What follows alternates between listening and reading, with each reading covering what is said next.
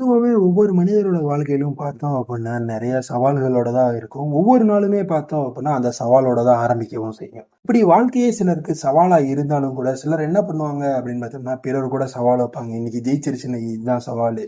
இப்படி நடந்துக்குச்சு அப்படின்னா, நீ இத இப்படி பண்ணிக்கணும். இது இப்படி நடக்கல அப்படின்னா, நான் இப்படி பண்ணிக்குவேன்." அப்படின்ற மாரி சவால்கள பார்த்தோம் அப்படின்னா, நம்ம வாழ்நாள் முழுக்கவே நெறைய பேருக்கு கொடுத்திருப்போம். ஒண்ணும் இதுல ஜெயிச்சிருப்போம். சில நேரத்துல தோத்து வெளியவும் வந்திருப்போம். ஆனா அந்த ஒரு சவால் பெருசா ஒண்ணும் தாக்கத்தை ஏற்படுத்தாது. அது மட்டும் இல்லாம, இங்க பணம் எதுவுமே வைக்காம சவால் விடுறீங்க. அதுல நீங்க தோத்து போயிட்டீங்கன்னா கூட எந்த ஒரு ப்ராப்ளமும் கிடையாது. இன்கேஸ் நீங்க பணத்த வச்சு சவால் பண்றீங்க அப்படின்னா, குறிப்பா சொல்லணும் அப்படின்னா, ஐபிஎல் ஆரம்பிச்சாலே ஒரு 11 பேர் சேர்ந்த குழுக்கள உருவாக்கக்கூடிய சவால் விடக்கூடிய ஆப்ல பார்த்தோம் அப்படின்னா, சவாலோட இவங்கெல்லாம் சேர்த்து அடிச்சாங்க அப்படின்னா இவ்வளவு ரன் வரும்.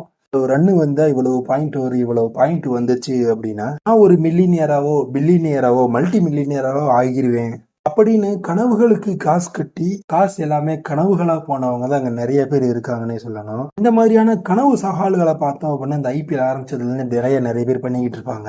இப்ப அதுதான் சவாலா அப்படின்னு கேட்டீங்கன்னா, அது கிடையாது. இன்னொரு கோர சம்பவத்த பத்தியும் ஒரு ஷார்ட்டா தான் பார்க்க போறோம். இந்த ஒரு சம்பவம் பார்த்தோம் அப்படின்னா, ஒரு சவாலால தான் இந்த ஒரு கோர சம்பவம் நடைபெற்றிருக்கு. இந்த டயத்துல சவால் பண்ணவர் யாரு அப்படின்னு பார்த்தோம்னா, ஒரு ஏரோப்ளேனை ஓட்டக்கூடிய விமானியும், அவருடைய சக விமானி கூட ஒரு சவால் ஒண்ணு விடுறாரு. அந்த சவாலால பார்த்தோம் அப்படின்னா, கிட்டத்தட்ட 70 பேரோட உயிர் பார்த்தோம் அப்படின்னா பறிக்கவும் பட்டிருக்கு.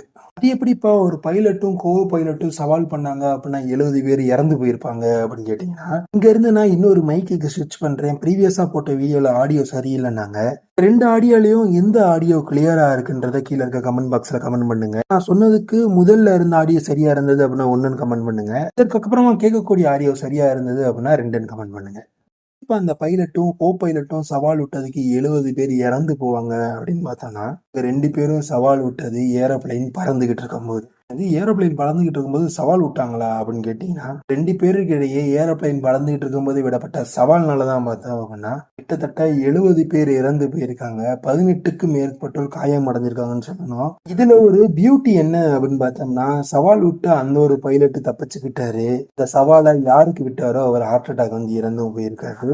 ஒரு சம்பவம் எப்ப நடந்துச்சு அப்படின்னு பார்த்தோம்னா 1986ல சோவியத் யூனியன் ரஷ்யால பார்த்தோம் அப்படின்னா இந்த ஒரு சம்பவம் நடந்திருக்கு. என்னது சோவியத் யூனியன் ரஷ்யாவா? ரஷ்யா தானே அப்படின்னு கேட்டீங்கன்னா 26 டிசம்பர் 1991ல தான் தனிப்பட்ட ரஷ்யாவா மாறுச்சு. அதுக்கு முன்னாடி பார்த்தோம் அப்படின்னா ஒருங்கிணைந்த ரஷ்யா தான் இருந்தது. அப்படி ஒருங்கிணைந்த ரஷ்யாவா இருக்கும்போது தான் இந்த ஒரு சம்பவம் நடந்தது. எப்படி நடந்தது? எதனால அவங்க அந்த சவாலை ஏத்துக்கிட்டாங்க? இந்த ஒரு சவால்னால பைலட்டுக்கு என்ன நிலைமை ஆச்சு? இது எல்லாமே ஒரு முழு காணொலியா பார்க்கலாம். அந்த ஒரு முழு காணொளி பார்த்தீங்க அப்படின்னா, திங்கட்கிழமை நைட்டு 7:30க்கு ரிலீஸ் ஆகும் மதுரைக்குரிய யூடியூப் சேனல்.